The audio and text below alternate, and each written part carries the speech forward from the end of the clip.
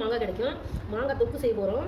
தேவைக்கேற்ற மாங்காய், பெருமிளகாத்தூள், பெருங்காயத்தூள், எண்ணெய், வெல்லம், உப்பு எல்லாத்தையும் தோல் சீவிட்டு தொக்கு செய்ய போகிறோம். தேங்காய் மாங்காய் துருவியது தாளித்து அள்ளி போட்டு எண்ணெயில் நல்லா வணக்கி பெருங்காய பவுடர் போட்டு